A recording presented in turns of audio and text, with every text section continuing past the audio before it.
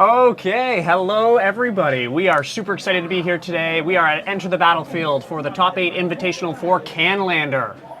All right, hi folks, I'm Adam, and this is Will here. We're going to be your co-hosts commentating today's games. Thank you for tuning in, and apologies for the delay in starting. We had some technical difficulties, but I think we're all good to go now. So just a quick intro for the folks watching. If this is your first time ever hearing about Canadian Highlander, we wanted to give you a brief intro to the format.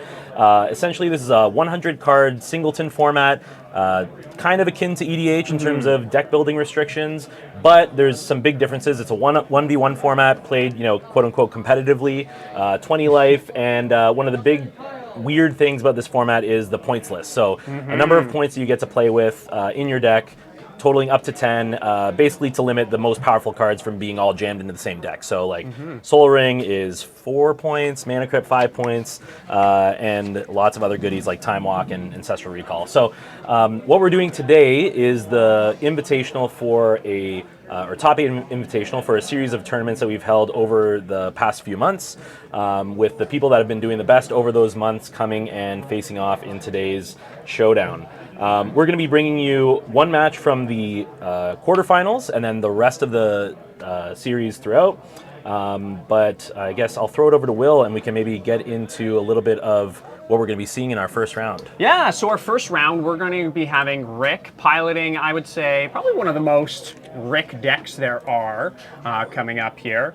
And I'm just going to pull up our deck list here, make sure we're all good to go. Oh, it's being a little bit finicky for us here. So this deck now is something quite fun. We are looking at, when we talked about points, right, we're looking at a vintage list as well, right? Everything's a singleton, everything's allowed, of course, no anti-cards, silver border, etc. In Rick's list, he's trying to do one thing. He's trying to kill you and he is trying to, as well, silence you with the few interaction pieces he has. He's going quick, most of his points are in fast mana, and he's trying to do that as quick and quickly as possible. As I say, quick a million times. Yeah, quick. So basically, Rick is probably the fastest combo deck that we have at the tournament. Let's take a quick look at Sia's deck. Let me just bring up his here. So the first match, we're going to see Sia facing against Eric, and we'll bring up the bracket in just a moment. Sia is on Jeskai Green, which is a pretty strong deck, very, I would say, one of the top tier decks in the meta, very consistent, leans on Ancestral Recall and finding it in order to boost the amount of cards it has to work with, and just basically playing all the best cards and splashing for green design mistakes like Oko, and I think it's got... doesn't it have Ren and 6 and Ninskin-Boo? Yeah, that's the other one I was thinking. I think one of my favorite cards within this list, and it has to be our puppy dog Planeswalker here. And I find the iteration of him within it is just a fun one, and also a very good one too. That's where is he? Where is he right now? I'm trying to look for him. What's his Cosmo? Name? Comet. Yeah, Comet. Cosmo. Cosmo, the Stellar. Comet, aka Cosmo. Yeah, the puppy. And I've seen players run away with games like this. In Legacy, we've seen it before. In Highlander, it's one of those other formats, right? This is a bit of a fair list, right? You're playing on curve, hopefully trying to slow down the opponent and really take over the game. So a big part of this game plan here will be making sure Rick doesn't pop off too early, and then play some of these great Planeswalkers, and then go from there. Yeah, and let's go over to Eric's deck. So Eric is playing... Time Vault, Fast Bond, yes.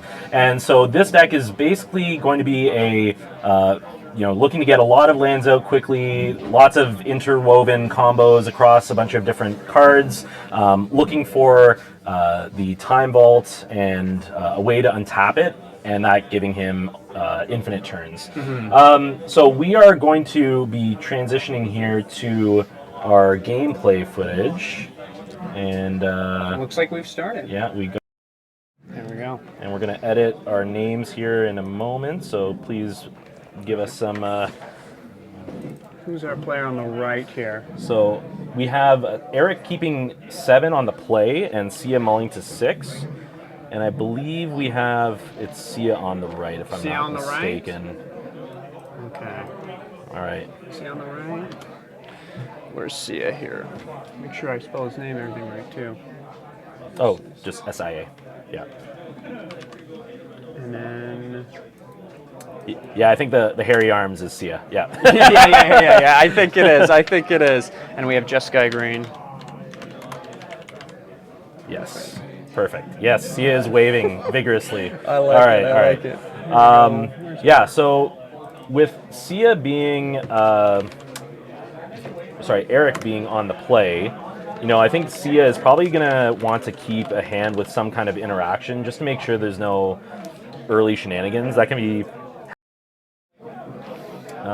so... It looks like a Retrofitter Foundry, which is a great play against, I'd say, Sia as well. This is one of those cards that grinds out the game really well, and it will be pretty hard, if not dealt with somewhat quickly. You got it from there. I think we're going to just make this a bit abridged here. That way it's not taking over the whole screen. Time ball. Perfect. All right.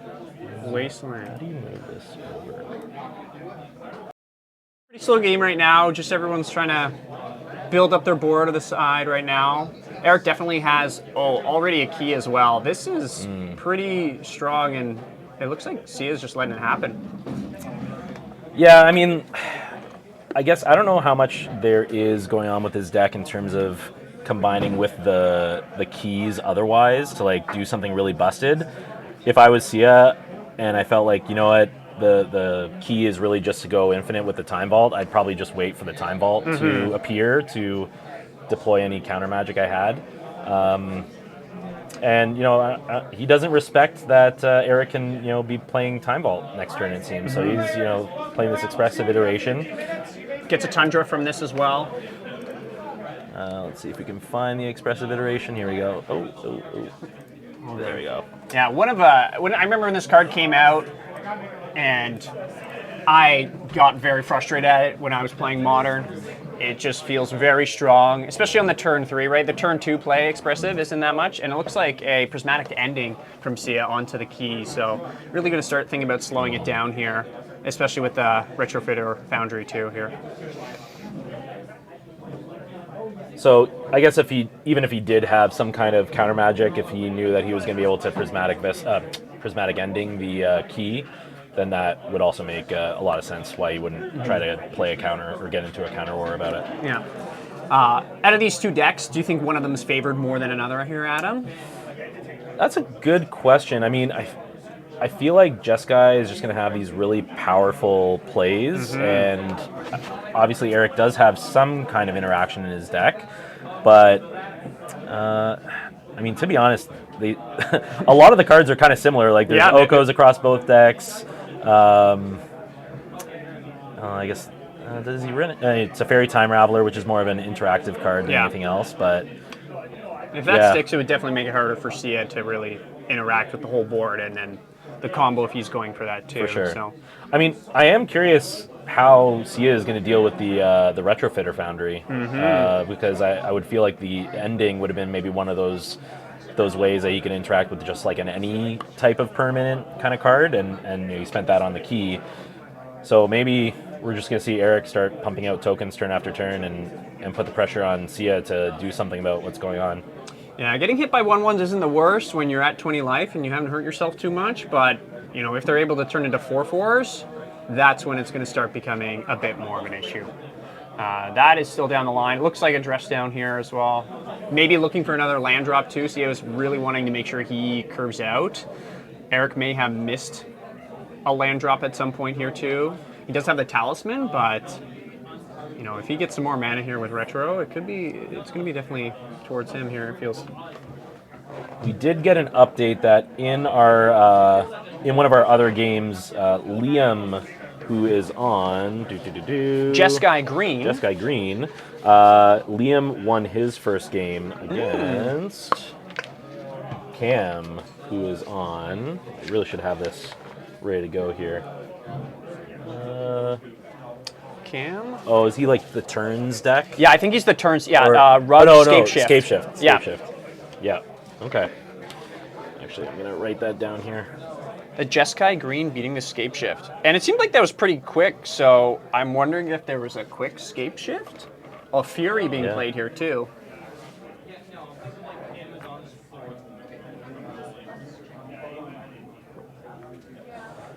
Guess we can probably bring up the Fury. Here, I'm gonna. Oh, wait. Is this the wrong deck? That one there. Oh, it was on CS side. Yeah. Okay, yeah. There we go. On the wrong. So, I mean, this card is incredibly powerful. I don't think it's, top notch against the Time Ball deck, but, Throws down Natasha's Tidebinder to stifle.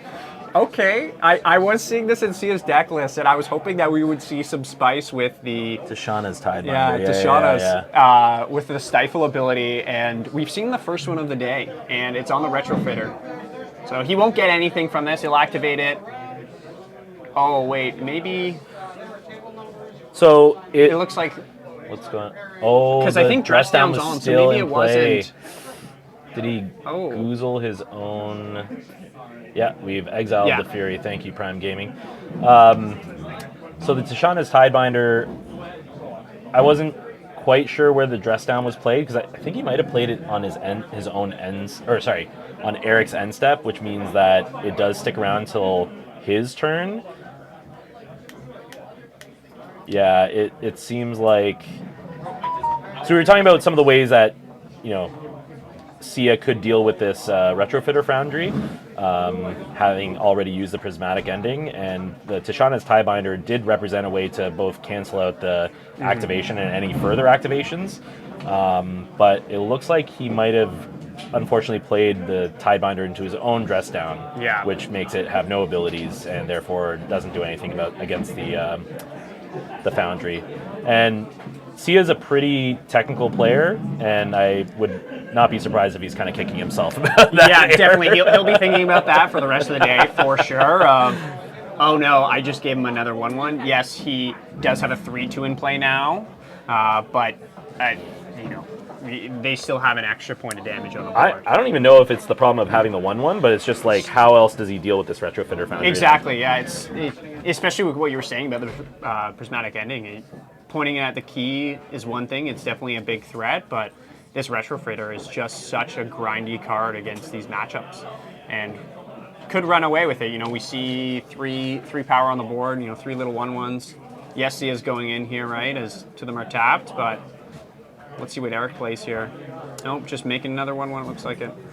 And we forgot to mention, but this is actually a repeat of a previous. So last time we had this invitational, Eric and Sia faced off in round 1, and Eric took that match, and so this is kind of a grudge match. Okay. Reoccurrence, and Eric was actually the runner-up of our last invitational. So Eric's coming into this with some credentials, and so again, Sia kicking himself, I bet. For that little play there, definitely. And it goes to all the players that are here today. All of them are trying to get out to as many as the Highlander events as they can. Here at ETB, and we encourage everybody else too. Right, you have an opportunity in the next quarter, I'd say, right, to qualify for one of our invitationals, come out, earn some points by playing, by coming, top 3, even winning it as well, right? And it's always a fun time. I've never won one of these Canlanders. I always just bring a fun little deck, but these guys are here to play today, especially with this invitational. Oh, I totally goofed this. I said Prime Gaming. I think that's just like the tag. This person is subbed, which we really appreciate. Hobby Gamer Leela, or Hobie. I'm just really off. We'll go with either or. We'll go with either or. Apologies. Let us know how you pronounce your screen name, but we appreciate the sub and all you folks joining in, and anyone watching the VODs. I know I can't get enough of Canlander content, so whenever a random store puts stuff out, I'm all over that. Yeah. So hopefully you are also all over this. Oh, looks like we're a bit might have- frozen. oh, there we go. and we're back. in. Yeah. So all these matches, right, will be posted on the YouTube Enter the Battlefield's YouTube, right? We'll be splicing them as well for each of the matches, and they'll be there for the viewing pleasure of everybody. So definitely check us out on YouTube. I think we have a TikTok as well for Enter the Battlefield, and then the website for all your Can Lantern needs. And Light and Tutor is being played and slammed to the floor here. Eric has not hit many land drops. Well, to be honest, neither of them really have. Like, Sia's been stuck on 3 lands for a few turns, even after drawing off the dress down, and and then Eric as well, also stuck on mana. So, kind of a weird game in that respect. I'm very curious to see what the hands are loaded up with, like counter magic or reactive cards or what. And I'm wondering what Eric's planning to get here, right? You know, I definitely feel like he has the board state that feels ahead right now out of this situation. Yes, Sia has a lot of unknowns within Sia's hand, but getting a strong artifact or enchantment to really kind of push him ahead incrementally. Urza Saga, it looks like it will be that, and I think that's a really good one. Hard to disrupt, right? It will just come into play, and we'll go from there. So I think that's a really good one. If Sia is holding up counter magic, you can't counter a land being played. Yeah, and you know, along with all these tokens and other artifacts, the constructs he's going to create off these is going to be pretty gross. So yeah, let's bring up the Urza's Saga over here. So he's going to be able to create potentially up to 2 of these, what's colloquially called the construct token, which is just going to be big/big. But you know, it's also going to get him mana that he might want to use over a couple turns. Like maybe he values just having them access to the additional mana more than just making constructs. I'm not sure. And then when that goes away, that will be able to actually potentially get him something like a mana vault, or I think there's a few other options that he might be able to leverage here. Yeah, I'm trying to look through here of what else might he be looking for. Oh, Zern Orb, if you want to do something weird there. Even Soul God Lantern. We know that Sia is running a Murktide region. It's not that strong right now at all, as there are no instants or sorceries really in the yard, except for maybe one for Prismatic. But just one construct, the first one that comes out is a 6/6 right now on the board, right? The next one becomes 7/7s. Yeah. Like this board is getting out of hand pretty quickly, and you know it's going to be even harder for Sia to deal with. I would be. I'd be very surprised, given the game state, if Eric just didn't want to make a couple constructs just to really put it to Sia, because both of those constructs on their own will be threats that require an answer, as long as he creates other tokens and keeps his other artifacts safe. But Sia does take away 2 of the tokens with the fire side of Fire Ice. Classic card. Classic. I've been, especially in this format, right? It's just a very good card, right? Tempo play, and if you're on the play, tapping down a land, drawing, right, on the other person's upkeep, or just getting rid of those little guys that you don't want to deal with. So just a good card all around, and the versatility of it makes it definitely playable in these decks. Yeah, and I'm a cube aficionado, and I just love the Fire Ice in my cube. I don't think it's going to be a sad day if and when that card has to come out. Yes, that's fair. That's fair. It's probably worth noting for the people tuning in, we haven't seen any. Oh, actually, we did see the Wasteland, which is gold bordered, but you'll probably see some gold bordered cards are also full on proxies.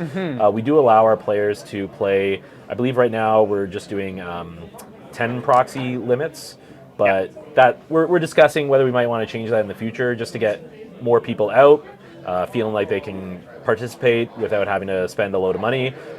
Even though there is an opportunity to I think, play very pet decks in this format, and like just the nature of 100-card singleton, even though there are tutors, there is still a lot of variance. You can have really great days and hands that work out against really a lot of different decks.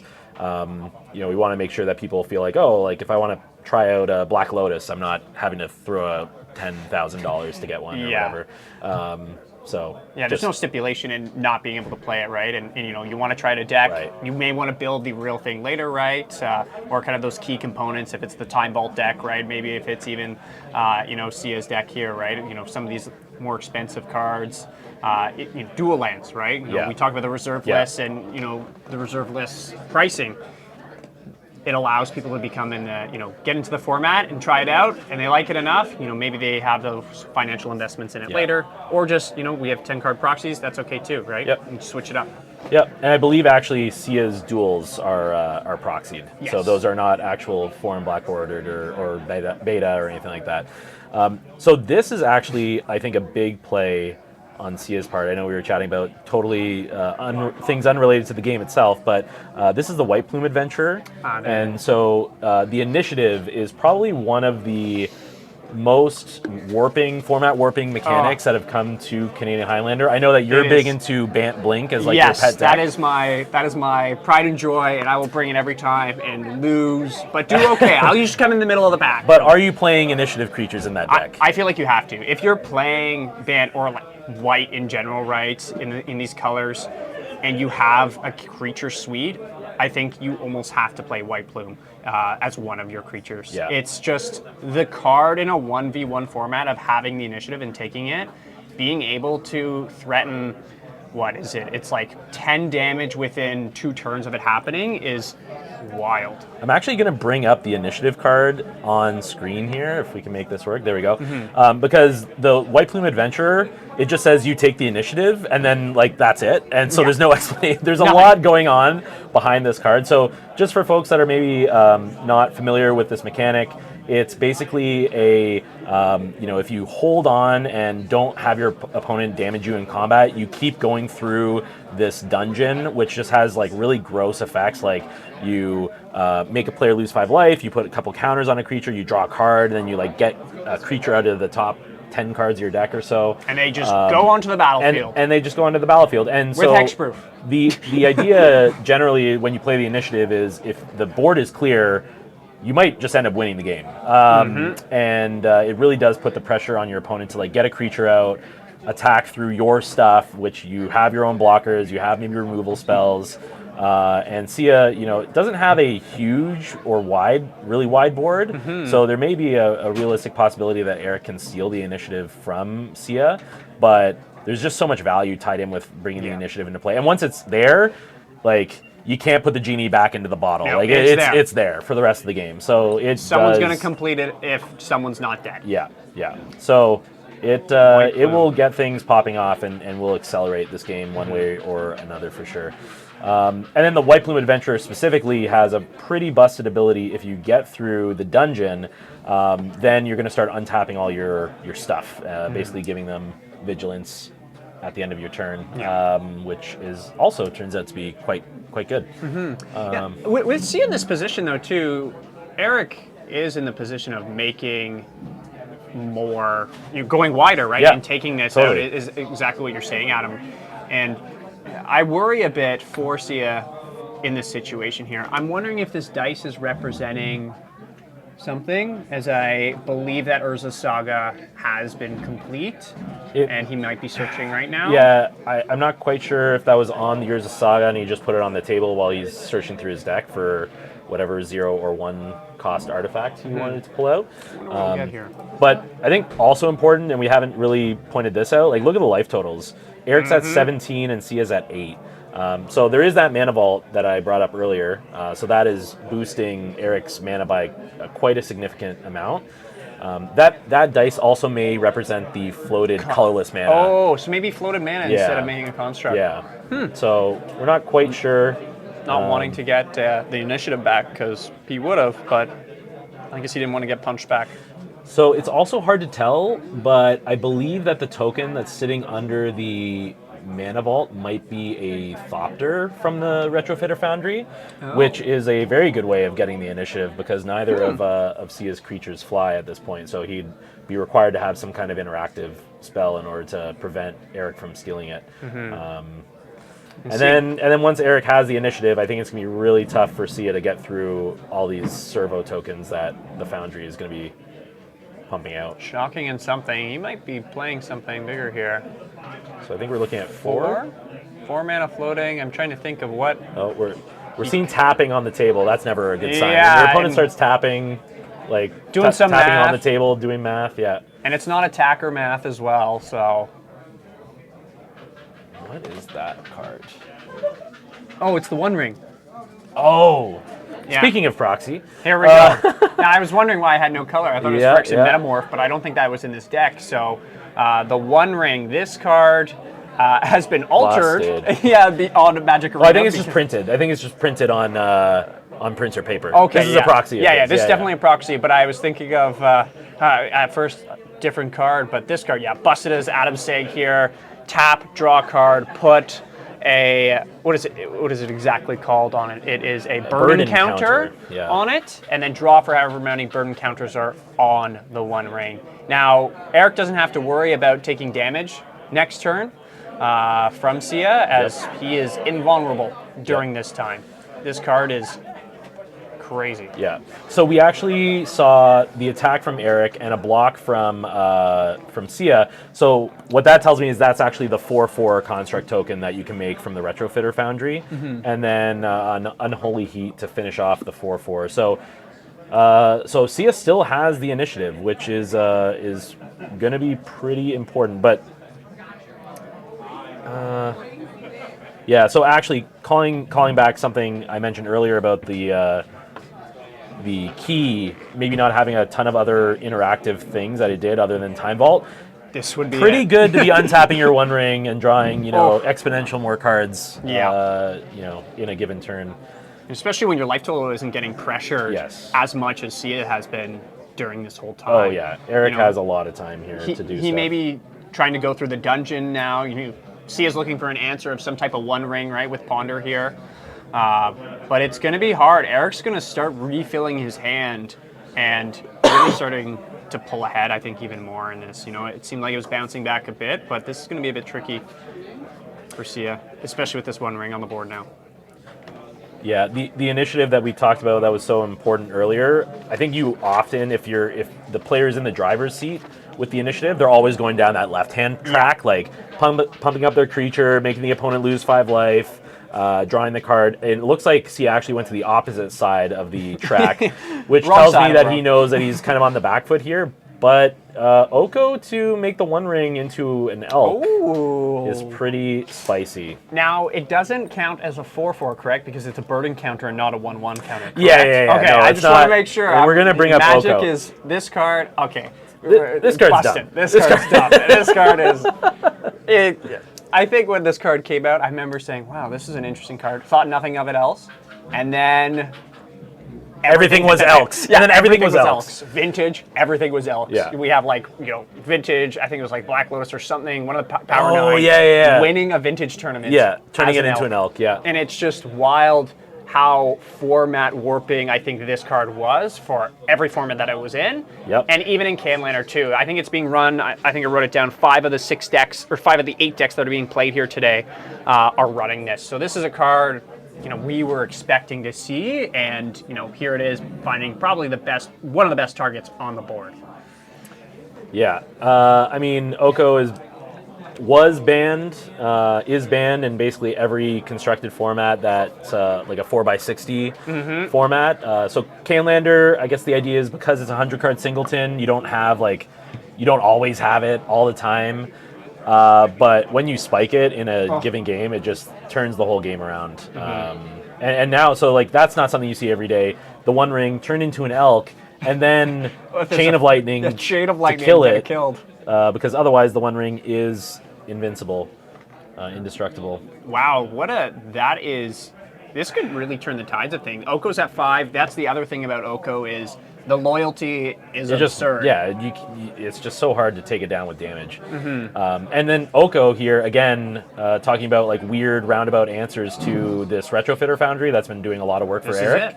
He can turn that into an elk too.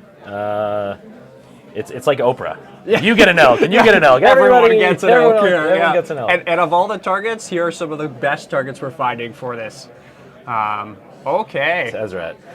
So Tezzeret can make some things happen. Tezzeret the Seeker is going to allow Eric to search his library for any artifact, basically 4 or less right off the hop, but it also can combo with Time Vault because it can be the thing to untap the Time Vault turn over turn. So I'm not sure what he's going to do or go Yeah. for in this particular case. And it can also untap the mana vault for a boatload of extra mana, which is pretty interesting as well. Yeah, I'm just going through my head right now of what Eric's plan is to do with this Tezzeret of, is he going to search? Looks like he's taken the initiative here. Starting by taking the initiative. Doesn't look like he's activated the Tezzeret. Excuse me. And he will look for, A basic. I think, one of his few basics that he has. There's one thing I was looking into for these lists. There are many multicolored decks, and there might only be one Magus of the Moon that I can remember of, and there might not even be that, too. There's some greedy decks here today with their mana bases, and it is very hard to hit all the colors without being greedy, especially in a singleton format. But I don't think anyone's going to be really too punished for that. There's no Blue Moons. Blue Moon can really struggle in Highlander nowadays too, just because if there's, dual color decks, it's not going to do too much. Yeah, or monocolor. Yeah, exactly.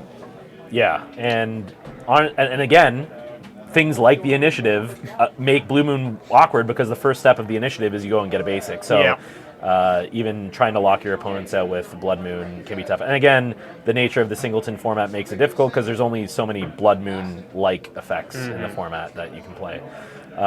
Looks like he's making a 4/4 construct that he's made? He did sacrifice. Yeah, he sacrificed the Thopter, making a 4/4. And I'm honestly a little surprised by this. Okay. Only because only because it seems like the Thopters are so good for taking the initiative. Yeah. I would almost be interested in like untapping the Retrofitter Foundry and just making 1/1s, and then maybe turning one of those 1/1s into a Thopter when you go to block. But I'm not actually sure how often Eric has piloted this deck. I know we have some stats. Trying to find here, Eric. Grixis midrange, Pattern Rector. Yeah. I don't know if I'm not sure how familiar Eric is with this list, if he built it specifically for this tournament or if he's been playing it elsewhere or testing things elsewhere.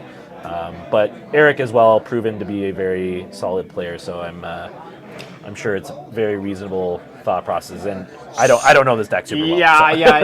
I think right now Sia has to do something. Eric just played Tribute Mage, and he's going to get an artifact with 2 or less. Oh. And it looks like Time Vault is the card that he's getting. And he also has his Tezzeret on 5, too. This is, he's going to hold that Time Vault in hand and try to go off next turn of going infinite turns. Right. So Sia will have to either have an answer for one of these 2 pieces, one that will come into the battlefield, and one that's in Eric's hand here. So this is make or break it time, it seems like, for Sia here. And I'll pull up Time Vault here. I don't know. What a weird card. Yeah. What a weird card. Don't look at the text in the text box. That basically is meaningless, I think, at this point, right? So I'm pretty sure the Oracle text is something like, it comes into play tapped. In order to untap it, you have to skip a turn. And then you can basically tap it to get an extra turn. Yeah. But the way you get around that is by playing these untappers. You play the Tezzeret, you play the keys. I think often these decks also run the Voltaic. Voltaic key and... No, the little guy, the 1/3. Oh. But the Voltaic construct. But it doesn't look like Eric is going that deep. Yeah, we just have Voltaic key here, not the construct. Key, not the construct. Yeah. So a handful of ways to untap. Yeah, he's really presenting 2 ways. Tezzeret himself, right, for untapping and going infinite. He's also presenting Tezzeret to get a key to go infinite as well, right? It really depends on what line you would want to go. Both plussing and minusing could result in the exact same thing here. But it will be up to Sia to see what he's doing here. It looks like he tapped for 2. I think this is the Miracle. Is it? Oh, is the Miracle of St. Catherine? I think so, but I'm not 100% sure. No. It's hard to see with the glare. Yeah, it's not sure what that card is. What are your thoughts, as an aside, about all the Universes Beyond stuff? Or Triumph of St. Catherine? Are you looking forward to slanging Assassin's Creed cards versus Cloud Strife and... I don't want to sound like, I started this game in kind of Aether Revolt kind of time, right? Okay. So pretty recent in regards to things, 2017, 2016. I find it interesting. I think it's great in getting new players, and some of the cards seem really fun.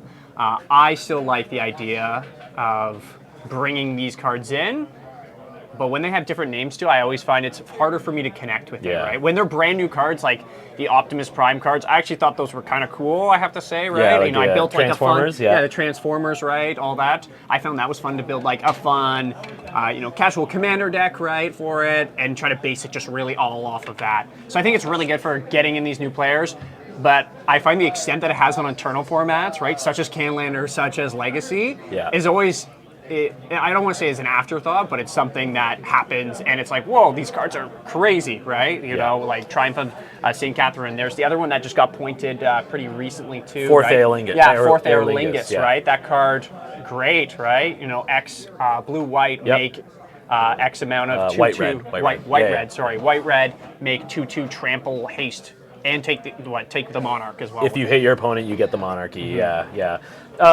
I would say of the Universes Beyond products that they've put out thus far, like I'm a Warhammer person as well, with all the time I have as a dad of 3 kids. Yeah, it's but good. So I enjoyed those cards. It does feel a little weird to me to like see like, oh, Moloch, this like Tyrannid insect alien like being in, beside Thopters and whatnot, but. I feel like the Lord of the Rings set was probably the best and also like closest in terms of like the flavor, general feel kind of thing, Magic right? And the lore it is. But yeah, some of these other ones are a bit more out there. Like Fallout, it's cool. It's just, I guess if you're there for the flavor, it's going to feel weird. But if you're there for the gameplay, then it's a bit different. It is what it is. Hey, thanks for the follow there from our last 2 people, Nightmare Newborn and Meta. Where are you seeing this? Right here, the mini feed. Oh, yeah, the mini feed. Yeah, Nightmare mini feed. Newborn and Metalizer 88. Yeah. Thank you. Thanks for the follow, everybody. Yeah. So, just kind of recapping of where we are. We've been, live for I want to say the last 40 minutes. Top right here. there. Top right. 40 minutes. We're at Enter the Battlefield in Newmarket. It's Davis and Young. This is our home store for Adam and I, right?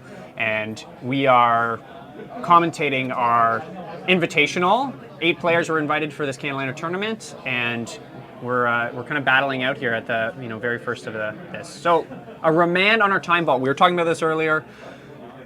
Basically, C is dead on board. I think he's maybe hoping to draw into like a force of some kind. Okay. Did he draw into it? Probably not. So I think he's just saying, I'm recasting Time Vault, and now he's going to spell pierce it. Don't worry. Just to see if Eric misclicks and doesn't pay 2 mana, maybe. Yeah. Eric has, I think, 3 mana in lands right now. Yes. So maybe he F6 here and goes through it, skips through this counterspell if you're playing on Moto, but thankfully it's a bit harder to skip through these kind of things in real life paper. Also, no, the match score at the top is not incorrect. This has been approximately a 40-minute first game. That we're playing in round 1. What? That being said, because it's a top 8, it's single. Wait, what? Why did? Oh, is he bringing it back? What card is that? What card is that? Now I'm just gonna start scrolling through cards here. I'm going to say... It's going to be tough to find the card on Sia's list, though. Oh, yeah. That'd be a good call, Adam. Thank goodness you're here today. Yeah. Is it Sylvan's Requiem? Is Savine's Wreck? No, I don't think so. I don't think. Oh, no, it might be. It's hard to tell. Not quite sure why you wouldn't just pay 2. Yeah, why you would pay it. Yeah, this is effectively over this game. Yeah. All right, so let's update the round score. Yeah. Whew, that was like a marathon. So currently sitting at 1 in the round for Eric. Just a quick couple of updates from our other rounds. David, actually, why don't we bring up the bracket real quick while they're shuffling up for round 2. We forgot to bring this up earlier. So these are our matches across the board. On the left, in the top right, the match that we're currently watching, Sia versus Eric. We also have the brothers Vance, David Vance and Rick Vance, facing off in the quarters in the bottom left. And then Cameron on Scape Shift Time Walk, and Liam on Jeskai Green, and then Dan on Gruel Monsters, and Matthew on Sultai Rec. And a couple of updates.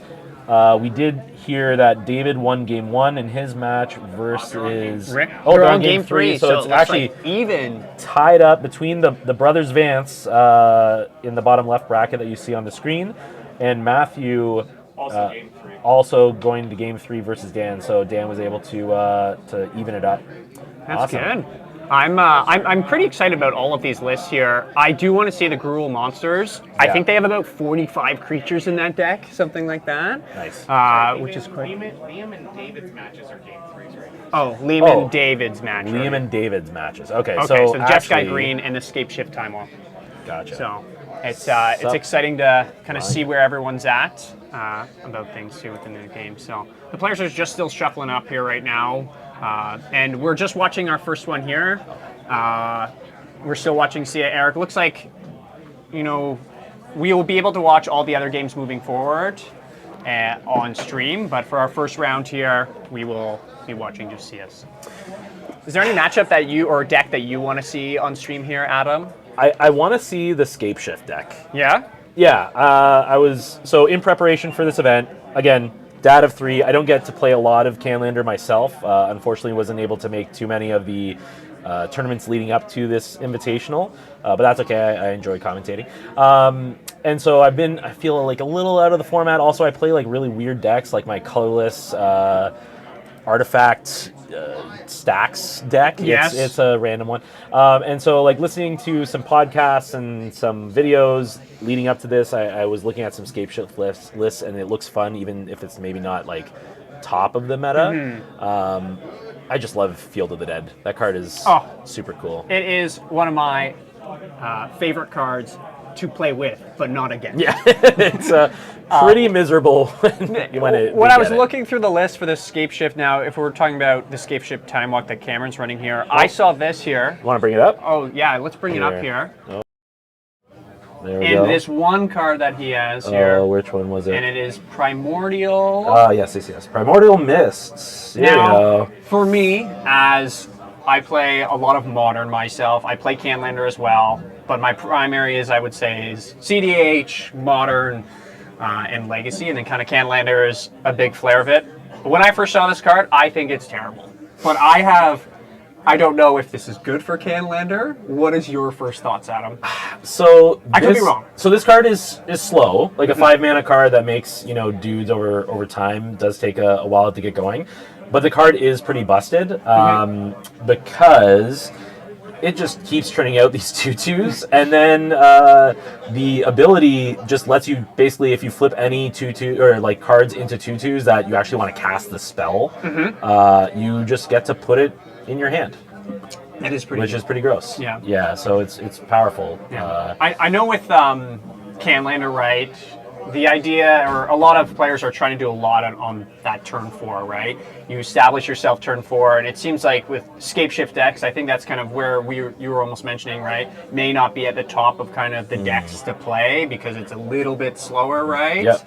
And that's like one of my concerns of seeing these cards, but honestly, I haven't played this card. I haven't played against it. But what you're saying right now here, it makes sense. I would definitely get beat down by these 2/2s, and then the card advantage as well. Yeah. My Bant Blink would absolutely fold to this card, thinking about it more now for that piece. And it looks like the players are just about ready. It looks like Eric's mulliganing. I'm not too sure which one this is here. We'll kind of get ready to hop back to them in just a moment here. And then we'll get ready for the game. Awesome. So with Sia being on the play, having lost that,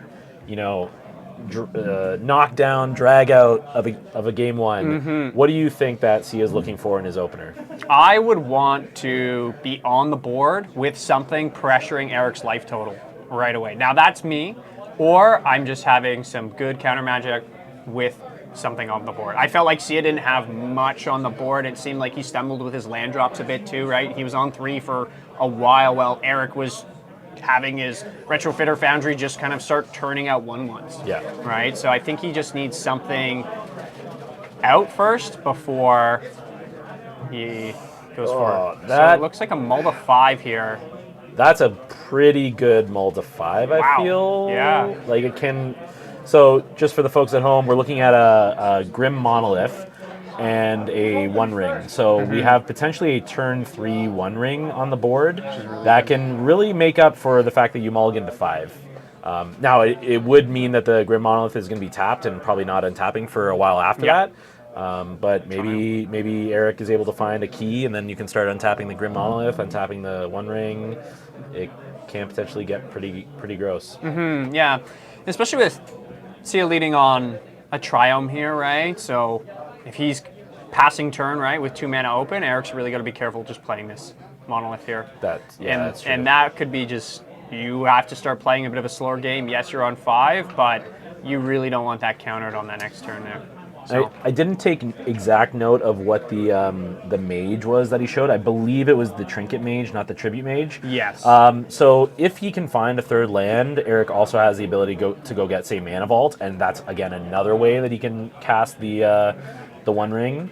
So, I mean, at that point, if you're Sia and you do have counter magic, maybe you just wait for the One Ring. Yeah, that may be the play in any case. Yeah, if he's got a couple counter magics, maybe he's trying to look for that, denial of mana and other pieces. But I'm trying to see. It looks like he has 1 blue card in his hand, but large percentage of his deck is blue. I guess if we're looking at like Sia's deck overall though, and like the strategy, I mean, he's kind of a mid-range deck, right? Yeah. Like he's playing lots of really good removal spells, really good interactive spells with counter magic, and then there are good threats, but they're all in like the 4 mana-ish range, right? Like 3 mana kind of with White Plume Adventurer. So. And he never got to that last game, right? Yeah. Like it took a while. But then the game was Retrofitter just kind of took over, right? Yeah. Yav Voltaic was taken out, but he never got to it quick enough, which was tough. So looks like there's an update here. Yes. So it looks like Matthew, who was versus if I can find my Thought bracket Scour here. Eric into draw and Mills over Tezzeret. Interesting. So Matthew, who was on Thoracle and was against Dan Price, who was on our Red Green Monsters, 1 in 2 games. So unfortunately, we're not going to see Red Green Monsters. We're not? We're not going to It see Red lost Green to Monsters. Thoracle? It lost to Thoracle. Wow, it's kind of like a Grixis control, it feels like it, that kind of beat the monsters. Yeah. There was a lot of spot removal in that. Probably Yeah, could have that's been a probably big tough. piece of it. Which is unfortunate because Dan was like the one vestige of like, no, the 4-color mana-based piles, like, they can't just win this tournament, and then he got knocked out. Yeah. Immediately. Yeah, and here we are with all the other colors. Yeah. Yeah. So, wow, what a turn. Whoa. This was, okay. It looks like he's got 1 card. Which in is the hand One now. Ring. Which is the One Ring, yeah. It's hard to see what's in the graveyard. I don't think that's So this the was One a Ring. Thought Scour that Sia did to him. Oh. So Okay. it looks like he played his Trinket Mage And got and the got Mox. here. So really trying to play this One Ring next turn. It looks like it. I wonder what Sia is thinking here. Unless the Trinket Mage is on the stack. Yeah, it was on the stack, and Sia's either bluffing what he has, or he does have a Force of Will or Force of Negation in his hand here. Oh no, I think that was him resolving the search for the Trinket Mage. Yeah. So we're getting the key. So key, really good to untap Grim Monolith, really good to untap the One Ring. Like this is, yeah. So if you do have counter magic as Sia, You're gonna want it. Eric, yeah, I know, but like Yeah. if Eric plays the key, I think you'd probably let it resolve because Yeah. you really need to counter the One Ring. The One after Ring- that. It's unfortunate that he would have a lot of mana available to him by untapping the Grim Monolith, but like it does require Eric to draw into something because he doesn't have any plays to follow up all this mana that he's going to be generating. I'm trying to see if Sia has anything else other than Oko to really deal with if this One Ring does stick again. I don't know. He Is there a could Chain get up of to Vapor? 4 mana with the Prismatic ending, Yeah. but that's I don't think what you want to be doing. Yeah, you definitely don't want to be doing that. Other than that, there doesn't seem to be Well, a ton. and Tishana's Tidebinder, again, Yeah. could be a card to... Actually, that would be kind of hilarious if he activates, puts the burden counter on it. Oh, but it removes all the abilities, I think, including the you take a damage for the burden counters. Yes, that's right, yeah. So in that case, he can't use it as like a one-sided sulfuric vortex against against Eric. Yeah. Oh, Okay. that's also a good Yeah. a good play. Or is it Yeah, we're gonna untap the Grim Monolith. March So of the Otherworldly Otherworldly Light, yeah. Otherworldly Light. And is that on the key? yes. Yeah, on the key and in we're response. stifling the untap ability. Okay, cool. Wow. Okay, that was just denying the mana.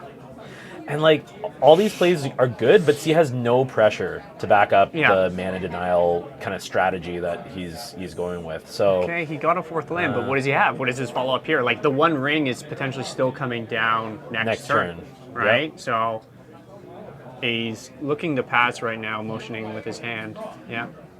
So. Yeah, I mean, like he's representing Counterspell, Cryptic. Attack for 1. The Force of Will, I think he's running. Force of Will, Force of Negation. Force of Negation, yeah. So like he has answers to it, but I don't know. Does Eric just get cheeky and just keep dinging him for 2 with? Like he's down to 13 already. I know this. Yeah, and he fetch. He's doing the surveil, the new one of these new surveil lands as well. I like these lands a lot. Actually, I am so happy about Thundering them. Where Falls, is it? There, Thundering Falls. Yeah. Up a little bit. There you go.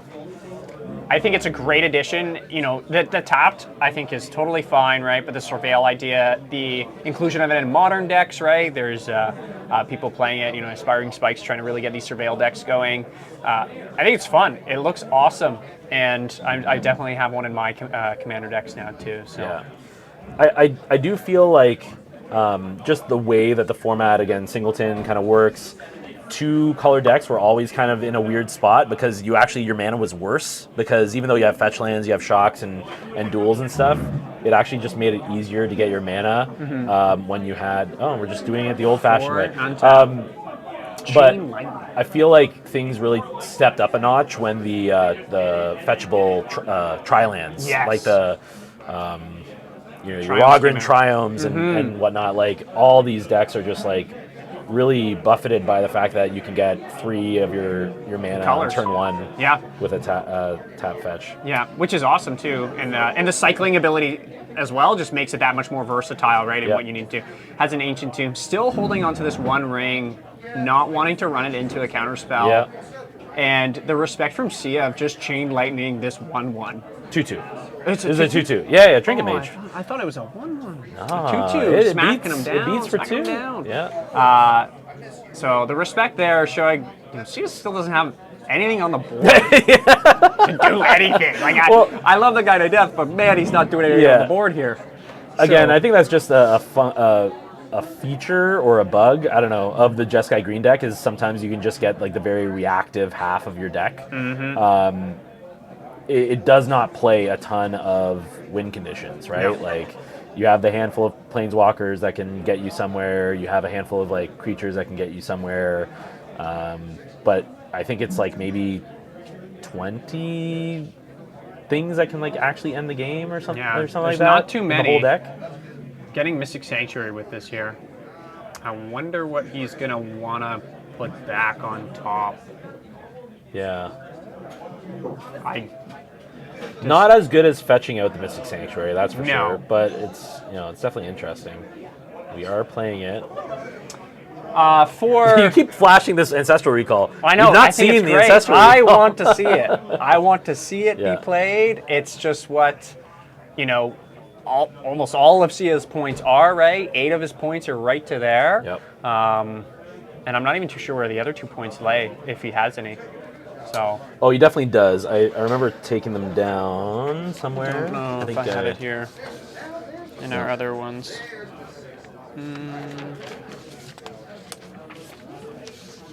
Oh, you know where it is? It's in the spreadsheet that I shared with you. So let me bring that up. Yeah, I was up late last night after going to a stag, and I wondered. Was not responsible and went to sleep at a reasonable time, and instead I put things into a spreadsheet in preparation for this. So he's running Dig Through Time and Treasure Cruise as well, which I think makes a lot of sense. Again, like you like Ancestral Recall so much. I do. Play another Ancestral Recall just at sorcery speed. Yeah, that's true. Yeah. That's true. And with Dreadhorde Arcanist, get it for free next time. Why pay 1 when you can pay nothing? So a Thopter Foundry has just hit the board. if Sia, he's got lots of mana this time. We're not 100% sure in regards to the rest of his hand of what he's holding up. We still know Eric has this one ring, and that's just keeping Sia honest with whatever he plays. He can't play any of his bigger planeswalkers without having an answer probably to the one ring. Yeah. This card is interesting in this situation because I think, what we're going to be seeing here is Eric just turning one of his artifacts into a 1/1 Thopter to get the beats on. Like, I don't know if you're Eric, if you just literally sack your board of artifacts just to make 4 1/1s. Yeah. And he's at 13, right? And he's generating 4 flyers that he has to deal with. But, Eric playing it a bit slower. Again, he has that one ring. 3 mana. He has a Fabricate in this case, which could also do something. Let's see if we can find that. Getting any artifact. If you were to guess, which artifact do you think he's looking for in this situation? I'll be honest with you. Retro Foundry. Yeah. No. The Sword of the Meek. The Sword of the Meek to go with the... So, for those that don't know, Sword of the Meek plus Thopter Foundry makes not an infinite combo, but a cycle that you can pay for every mana you make, every mana you can generate. You're creating a 1/1 with flying and gaining a life. Because the Sword of the Meek goes to the graveyard, Thopter Foundry makes a 1/1, the Sword of the Meek sees that 1/1 come into play, you attach it, bring it out of the graveyard, and you keep just kind of looping through that for as much mana as you have. So this is, I think, going to present a real threat to Sia, and again, the fact that Sia just has had nothing to put, Eric, put pressure on Eric this whole game, is unfortunate. Yeah, and thank you, Yetinator 419 for the follow there, much appreciated. Getting the Sword of the Meek, and we'll see if this is answered by Sia with maybe Counterspell. Or, hopefully he's got something else on hand because he's going to be pumping out a lot of Thopters in the near future. Over time. And Sia's at 13, right?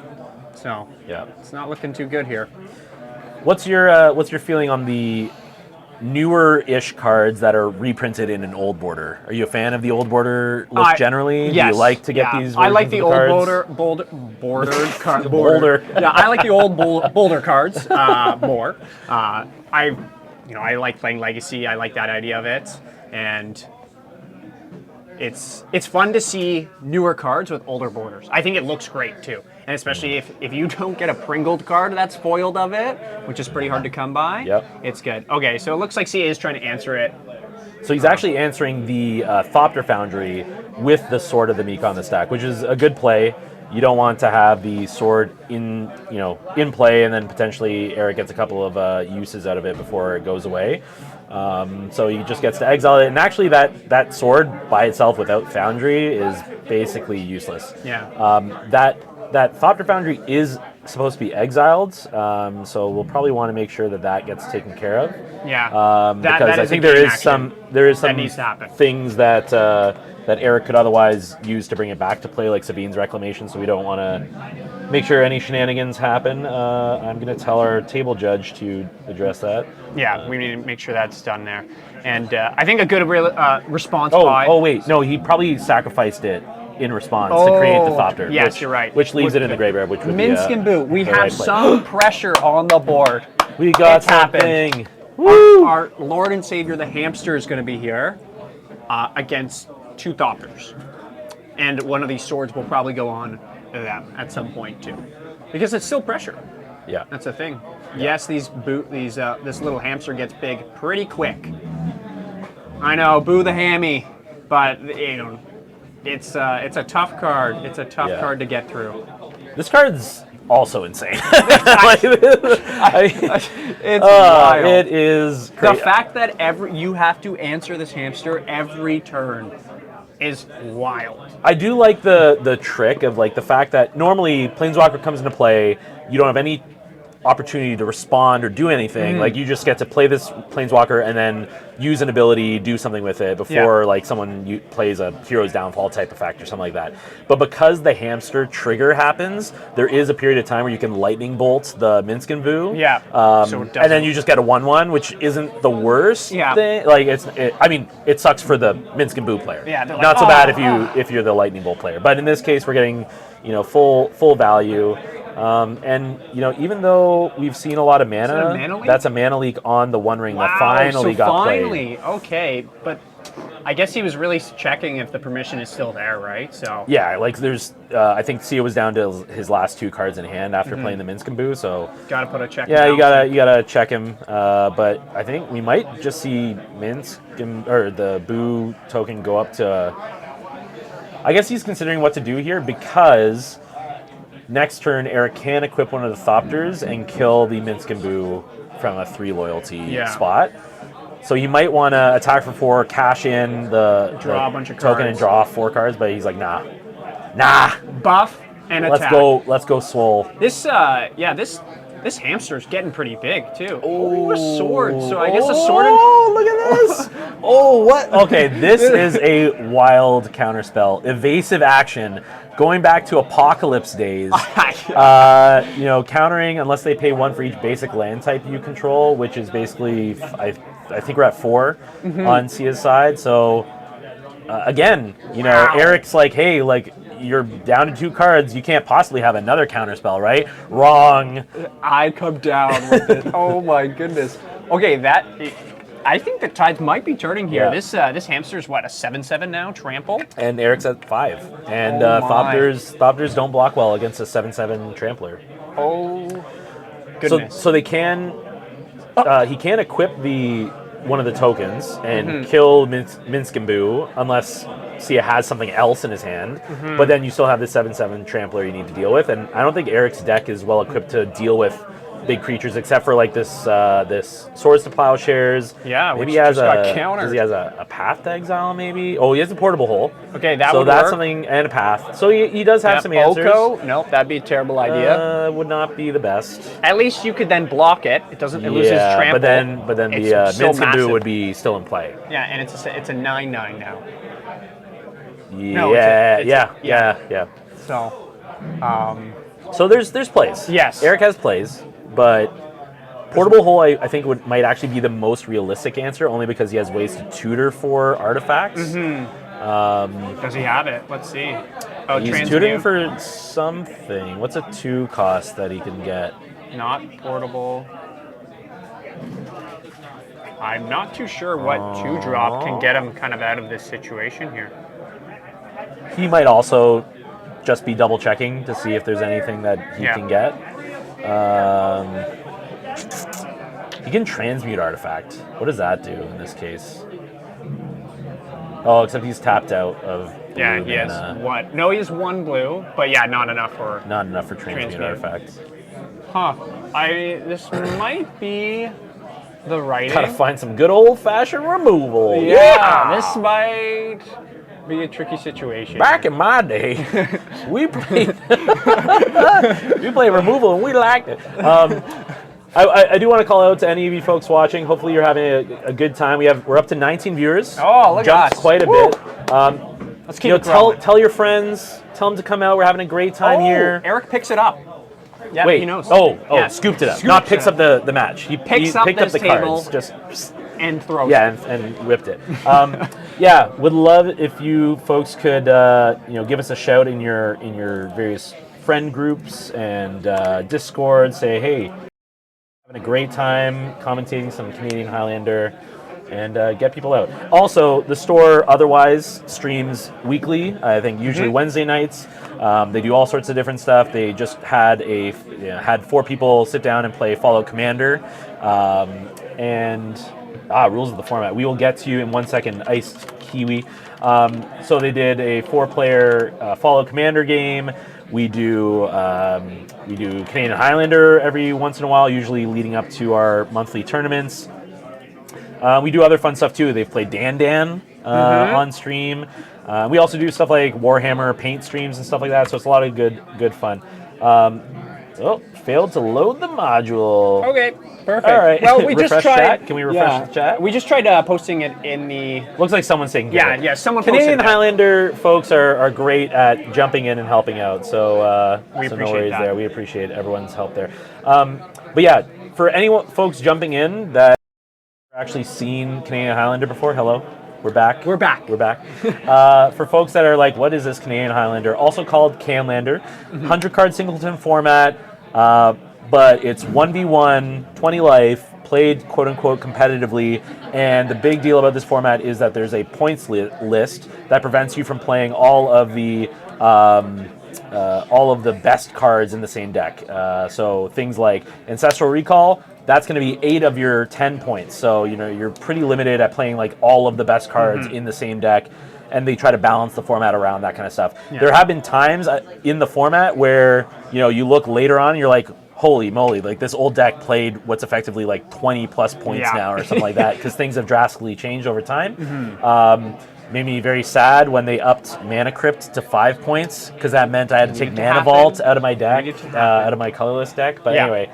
And newer cards have a big impact too, right? And if we look at some newer cards, even though Thassa's Oracle is not that new relative to the longevity of Magic, when that card first came out, right, and what it does, it's at 7 points. It's one of the top cards as well within this format, as it has such an impact on it. So the points is those checks and balances of it. It's the vintage list, right?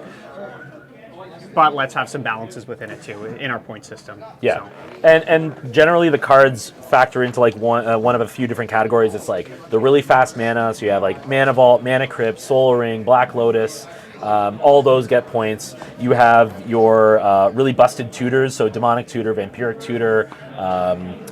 Used to be once upon a time you had the Enlightened Tutor on there, but that's off now. We're past that point now. And then we have just like the kind of 2-card combo cards. So Thassa's Oracle being one, Time Ball being one, which we're going to cut back to in a moment. We have, if we go back to our play, one of our players saying hi to the streamers. So hi. I was wondering a bit of what was going on there, if you had some broken sleeves or something. So. Yeah, Minsk and Boo, pretty new but slaps. Accurate. Yes. Very accurate. But not pointed. No, it's yet. not pointed. You think it might be? So I think that they're discussing a few different cards, or they've been talking about a few different cards they've been discussing. I think Minsk and Boo is one of them, if I'm not mistaken. I think Oko might be one of them. And again, I feel like Oko could be one. It just feels so strong. Yeah. It just neuters so much. And I think they're also talking about stuff like Ancient Tomb, any of the soul lands potentially, right? Because a lot of the soul artifacts, right, are within it. So I could see the reasoning for that too. Yeah, we have one ring should be pointed. You know what? We should change it so it's like Arena. Which is what? Pay 1 mana to activate. Oh, yeah. Can we just? We got stickers. We got stickers in this game. Let's just put stickers on the One Ring, and now it adds 1 mana to its activation. Yeah. Yeah. There's many different ones, right? Like I think December 30th, 2023 was the last kind of big point kind of changes, right? Strip Mine dropping down points. We have Demonic Tutor dropping down in points. Spell Seeker drop. I usually play Time Walk, Spell Seeker, and there was a day and age where I could also play True Name Nemesis with it, but when Spellseeker went up to 3, I had to drop True Name, and now it's back down, so True Name's back in my deck, which is fun, so that card's really annoying to deal with for the other person, so I love that piece. Let's actually talk about these points changes from a different perspective. So we had a couple of cards that increased. Ancestral went from 7 to 8. We had, I guess that was the only increase. All the others were decreases. Yeah. So, Fourth Aerolingus was a new card going from 0 to 1 point, but everything else was decreased. I think of all these cards that I'm most excited to play with more, it would be Birthing Pod, because now that's 0 points, and I love me a Birthing Pod. Birthing Pod decks. Yeah, you just got to play some great cards, and that all kind of work, and just hopefully it gets to stick around. That's kind of the big thing. So allows for you to play more of those tutors, right? And that's kind of the thing about the points as well, is you can have those tutor packages, right? They kind of say like Reanimator, right? The combo of it doesn't really have points itself. For Reanimator, Dark Ritual, and if it's Traxa. but all of the tutors itself, right, which make it consistent, do. So, and that's what's such a great thing about Canlander and makes it fun to build and kind of that brewer's haven, as you can build whatever you kind of like. And it looks like we're getting into the game here, and this is a turn 1, is it? That does look like it could be turn 1, yeah, because we have a 0-drop artifact with the Zurin Orb, which I'll bring up here. Zurin Orb, we have Sensei's Divining Top, which is over here, and we have, that's the Expedition map, which is over here. And all of this powered by what looks like a City of Traders. Yeah, I think it's a City of Traders. One thing for those who are tuning in right now, for our events here at Enter the Battlefield, especially with Canlander, we allow up to 10 proxies at the moment. So some players may be playing with cards that are printed right, and then we allow for that. It just allows for more players to get into the format. We understand that there's a lot of financial constraints within the reserve list, and even just some regular modern or standard cards, depending on if they're being played a lot and needing those 4 packages for those other formats. So this allows for people to play decks that they're wanting to try, but also lets people kind of, have fun with the cards that they want to as well. All right. So you might be better to do this, yeah. So in the background here, we're also trying to fiddle with stream stuff, and I am not good at this. So Will's going to take over that while I guess I'll take lead on commentary here. So Sia, not as many cards on the table, turn 1, which I think is to be expected. And I did unfortunately miss what he grabbed with the Expedition map. You might be playing it in a moment, so. Yeah, I'll probably see it very shortly here. I might have to. Yeah, I'm not sure why that's so the big. background that's kind of being annoying, I have to say. Can you lock it or something so it Map can't be was moved? March, not activated. Oh, okay, yeah. It's a bit hard to see the glare for the March, so thank you very much for that, Nightmare Newborn. This is a commentating by committee, which I'm okay with. I like it. Please help us. Community vibe. We're handling a few different things here, but hopefully you folks are enjoying it. Yeah. And the people in chat, we have 19 viewers right now, which is awesome. Does anyone here that's in chat, are you playing Canlander at this time in your local communities? And kind of what are the decks, putting out to you guys as well, like what are the decks that you're playing in Canlander right now? Yeah. I know for myself, I'm playing Bant Blink a lot of the times, which I like. It's not the best, but man, do I love playing them. So, Fill this up. Yeah. I know Adam has come sometimes with some vehicles as well.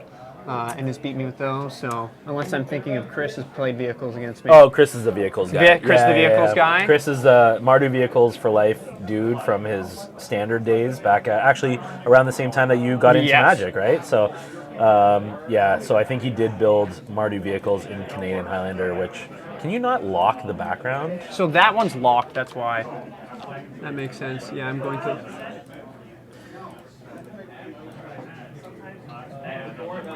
There, and now... There we go, okay. Will that allow you to move the thing over? It should now. Why is that? Oh, you did something. Oh.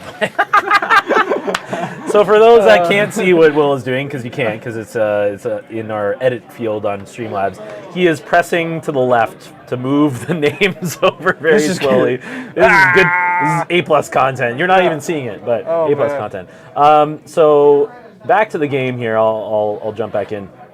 So this game is starting off a lot more slowly than we've seen in the past. Like Eric doesn't have these, even though he played 3 cards in turn 1. They aren't insane. And actually, kind of the awkward part about starting with the City of Traders, even though it let him dump all this stuff on the field turn 1, is turn 2, I guess turn 2 your mana is okay. You end up getting up to 3 mana on turn 2 after you play your land. But then the turns going after are a bit more slow. So it ends up being, a bit of a mixed bag having a City of Traders turn 1.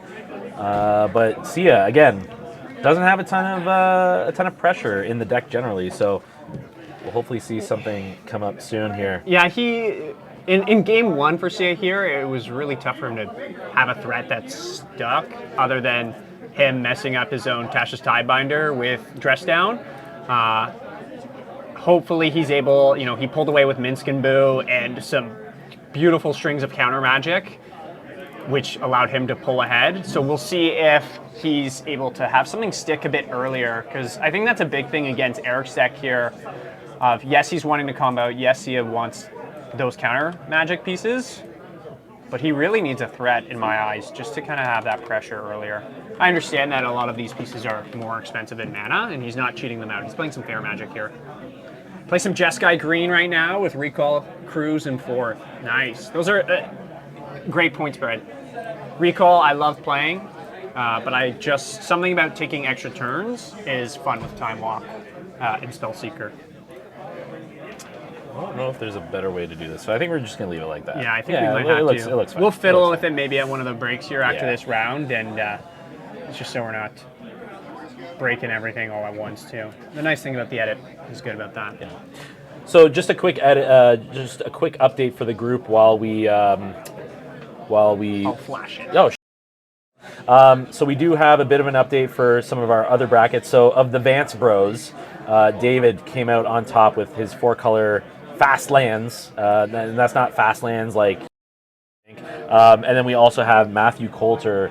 I think we mentioned earlier that won over our Red Green Monsters. Yeah, we're good. Our Sultai Rec. Oh, I'm sorry. Yeah, yes. He was playing Sultai Reclamation over the Gruul Monsters. And I was honestly like Sultai Rec with Thoracle, I guess. Yes, it was with Thoracle. Right? That was kind of where his big point spread was with it, was Thoracle. And then he had Demonic Consultation in there too. Ooh. It's here! Oh, it's here! It's happening! We did it! It's Our happening. first one. I've been flashing this card all day. Tell me about this card. Minutes. Well, this card needs to be in Standard, Modern, and Legacy. No, that'd be terrible. It's a great card. Ancestral Recall. 1 mana, target player draws 3 cards. Forces an opponent to draw 3, but we've never seen that happen. I would always like to see it if it's a Thassa's Oracle stack. I still have yet to see it. Yes. It's always been a dream to see it or do it. But so efficient for the card draw. Nothing has ever been printed like this again. I think that the closest is Treasure Cruise. Treasure Cruise, yeah. And banned in many formats as well because of how broken it is. So, Sia's deck, if I go back to this lovely, lovely spreadsheet, like he's not playing, I think often you'll see with Ancestral Recall, at least before when it was 7 points, maybe it's different now that it's 8 points, but a lot of decks that were playing Ancestral were just like, I want to focus on getting Ancestral as consistently as possible. So playing things like even Mystical Tutor, even stuff as crazy as like Personal Tutor. Just like put this Ancestral Recall on top of my deck and I'll draw it next turn and draw 3 more cards, even though I'm down a card from the Personal Tutor. Yeah. I don't think Sia is playing any of those cards. Like his other points are Treasure Cruise and Dig. So he's not super duper focused, but he does have things that can rebuy it. Playing things like the Dreadhorde Arcanist can flash it back effectively. The Snapcaster Mage can flash it back. He's not playing Jace Vryn's Prodigy, but we often see that as like another card to potentially flash back Ancestral Recall. And sometimes you see things like whatchamacallit, like a regrowth type effect or Eternal Witness or something like that. We're not seeing that kind of stuff. But, what I often hear is that it's not the first Ancestral Recall that gets you, it's the second one. It's the second or the one. third. When I first started playing, I was playing Ancestral Recall with Ewit. I was still playing the Bant Blink, but with an Ancestral as the point-wise. Yeah, this is going to be answered right away by Sia here. And that's the thing with Ancestral Recall and where we are right now, and it seems like Sia's just going to really try to just kind of walk away with the card advantage. Eric tried to slam the One Ring, and I respect it. But it's going to be hard from here. The One Ring, it looks a fair bit different. This is a version that was in like the box set that you could buy that you're seeing on screen on the right. The one that Eric is playing is a different art. It's the one out of the set. It's also looks like it's even different from that because it is, I'm pretty sure, just a printout proxy. So I like it. I actually have such a sick proxy for the One Ring. there used to be like an old Lord of the Rings TCG, and I had this like random deck in a box in my house, and I found it. No way. And I'm like, oh, I'm definitely going to use this One Ring as Yeah, a proxy you because have to. it's just so wild. That's- maybe in the break I will try to pull up that card Yeah, we and should- so we we should can try to see what flash it it. looks like. That'd be fun. Yeah, To see. it is a funny looking thing. Yeah. But A card that needed to be answered right now too by Sia is Yep. not letting that One Ring stick. Is Sia just drew 3 cards the turn before, and Eric's going to want to do that in 2 turns if he has that.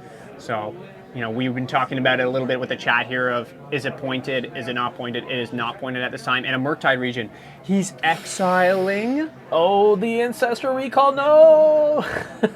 My heart is broken. I mean, but I understand. I think it's done its job. So at this point, An 8. this card is ginormous. What is Murktide region? Where are we? 7/7. Why am I? Oh, I'm we're looking on at the wrong Eric's. deck. Yeah, there we go. That's why. Murktide region. Here we go. This is a big boy card. Oh, an Urza as well in response to this. And wait, does it stick? And it's gone. Oh, Nope. he's thinking about it maybe. I think it's on the stack right now. But Murktide region. Yeah, so Murktide Regent, big delve threat, so it comes down cheap. You saw he only paid 2 mana for it.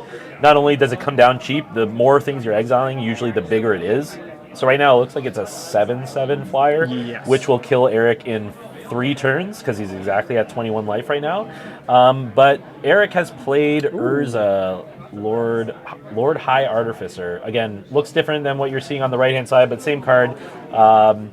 Effectively, when this comes into play, it's going to make one of those constructs, so a very big token, and then all of his things can just, all of his artifacts can just tap for a blue mana, which often can do really crazy stuff. Can pay for his ability, start just trying to kind of wheel through his deck almost. This is interesting. So what we're seeing is a response, it looks like, to the construct making trigger on Urza Lord High Artificer with a Stifle, which would counter creating this big token. Here's the How Stifle big would for the you. token be right now? It would be a 4/4. 1, 2, 3, 4/4. So Yeah, it would which be- also generates mana too, Yeah, right? which is all of them becoming Mox Sapphires basically, right? Yep. Is a pretty good yeah. extra little caveat this Urza brings Yeah, to so- all the artifacts. One of the interesting thing that's now happening, because Urza is in play already with this trigger on the stack, all of those artifacts now tap for mana, and so he's looks like he's activated the Zern Orb, activated the Sensei's Divining Top by tapping the Zern Orb for mana.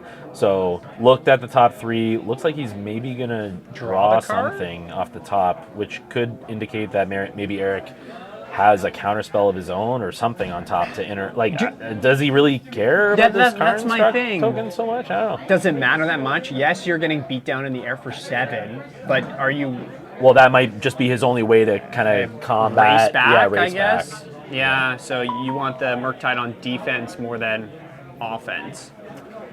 So it looks like he's not taking to the draw. The construct will get countered here, Let's bring that Stifle back up. Here we go. and we'll kind of see what happens next here for Eric if there's any other play. We also got another quick update to our bracket, and it looks like Cameron on Scape Shift has won versus Liam on Jeskai Green. So only Sia now to carry the Jeskai Green flag Wow. potentially to the next match, depending on the outcome of this game here. And I'm gonna go and update right whichever one of these million things. There we go. We got it. Boom. I'm a pro at this now, Now arrow keys. except for this. This part's the Well, I guess the sizing. The sizing is yeah. that you can edit the sizing. You I can, feel we like you can. got to be able to, right? We should be able to. But it looks like font size. It's only like this or really small. I'm not sure why that is. We're just gonna go big. I guess. Big boy. All right, whatever. Beast. We'll figure it out. I have an idea. Oh no, I don't. Anyway, so Hits him for 7. boom, And Urza's boom goes the dynamite. dead. Is he? Where's Urza? Where'd he go? Oh, the Caracas. So, so it's hard to tell because this is a Lord of the Rings art, but Sia has Caracas on the field, which is a tough sell to be playing your legendaries into. And I don't think Eric, didn't see that the Krakus one was on the board. I just think he was like, yeah, this is what I got going on, and we're just going to try to make some car instruct tokens. But this always gets back to the old Infect. I think it was in Modern or Legacy, where a Dryad Arbor, right? Looks like the land, the specialty. I know that this is different. This is very different, right? But with the new printings, that's one thing that for myself as a player, right, is getting used to. I think this is the Lord of the Rings set, is it from, right?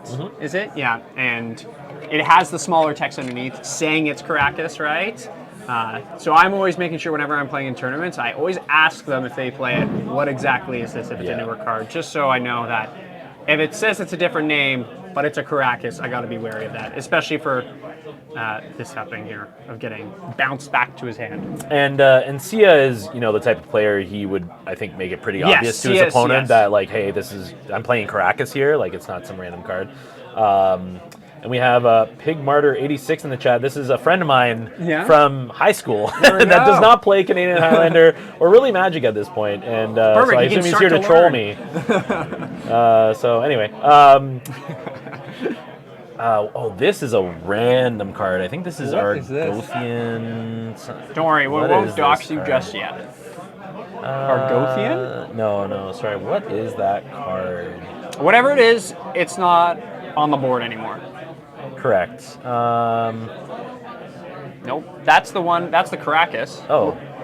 That Sia has. That was the Caracas that Sia has. I guess Eric is also playing it, but I guess Moxfield respects it as a different card, which is strange. Yeah, that is strange. What was that card that he just played? Haywire, is it No, it's not Recommission. That's when he played the other game. Yes. Yeah. Meticulous. Nope. Not that either. Eric can survive a little bit longer by sacrificing his lands. It's not a pretty situation to do, but he could start doing that at a certain point if he is very desperate. I was close. It's Argivian Find, not Argothian Find. So return target artifact or enchantment card from your graveyard to your hand as an instant. That's a pretty...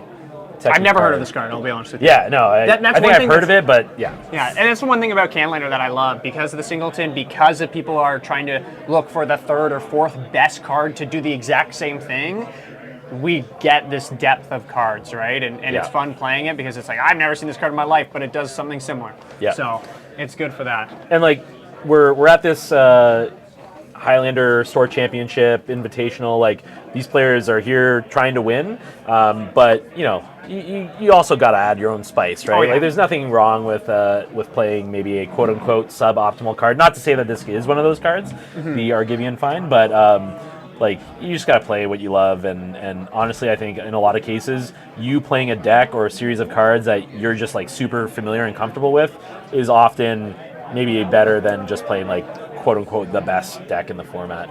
There might be a judge piece here of Preordain. It looks like there's a bit of a conundrum of how things were. One card on top, one card on bottom maybe is kind of what they're talking about of how it was. Yeah. Just making sure everything's situated. C is a very honorable player in my eyes, right? So I don't think anything would be within this. So it looks like they're just trying to figure it out right now. Third from the bottom. So Rob, our judge for the events and occasional table judge, he's not sitting at the table the whole time because we got a separate area where the rest of the Canlander players are playing, but he's at the table now, it looks like.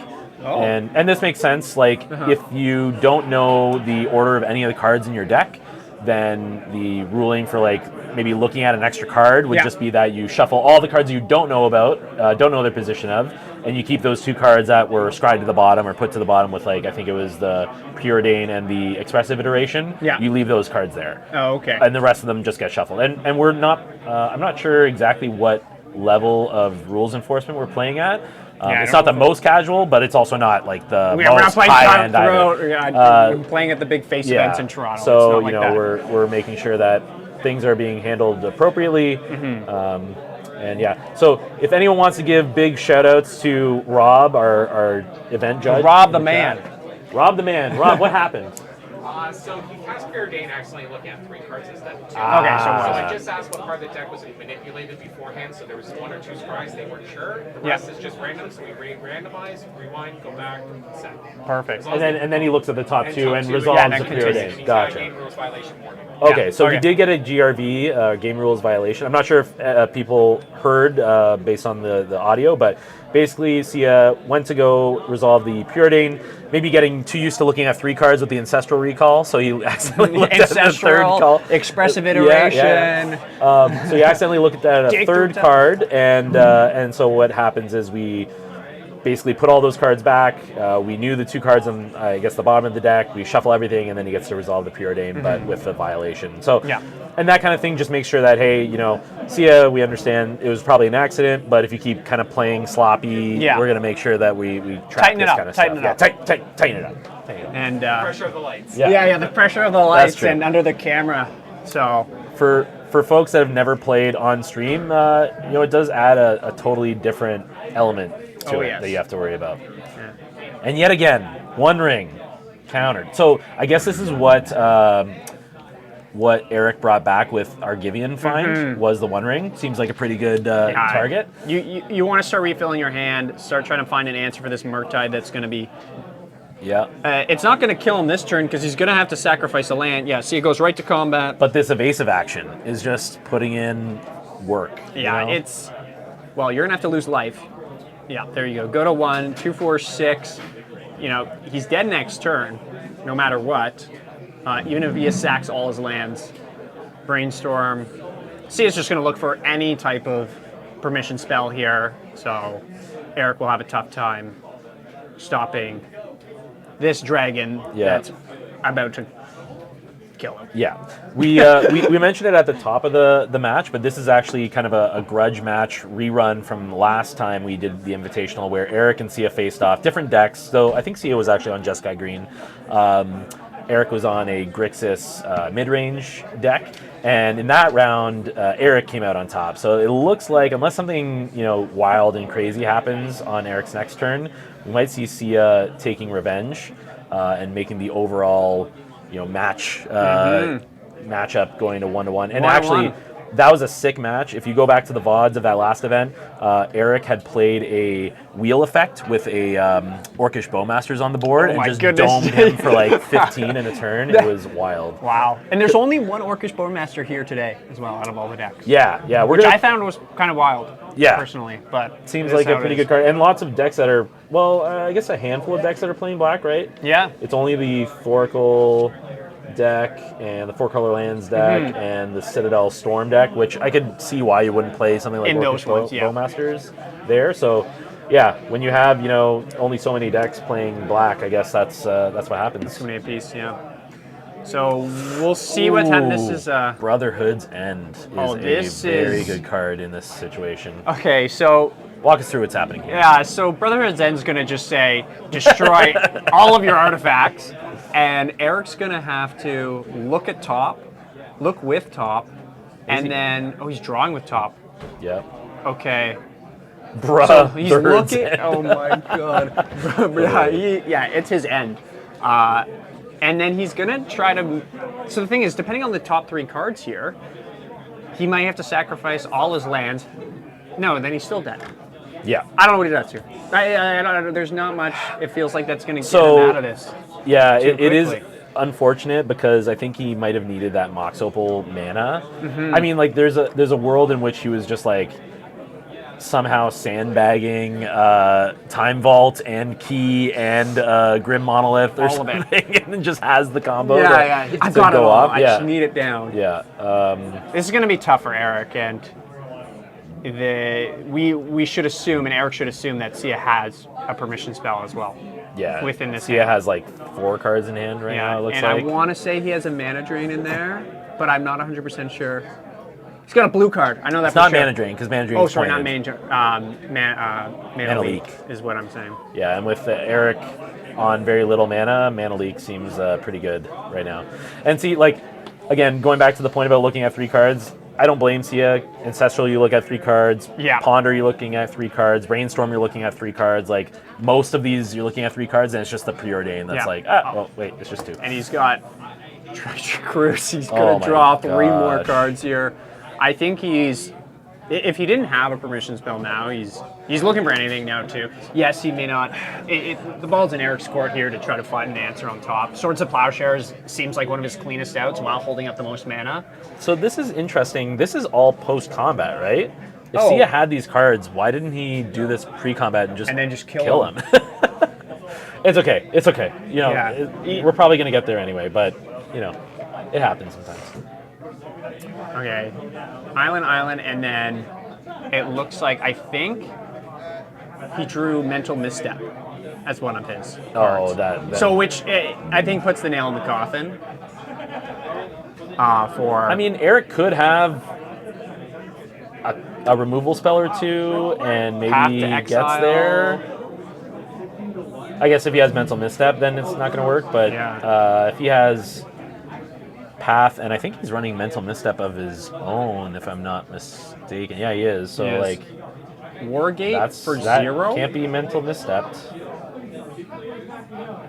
What does he get? What do you get for 0? Oh, Glacial Chasm, maybe? Does he play that? have it? No, he doesn't. This? Interesting. I believe in Eric here, Yep. but I have no idea what he has in Yep. his deck. So Yep. I do. I can see it here, but I'm not sure what he's going to look for here. It might just be like, I just want to make sure I'm not Forgetting something, yeah.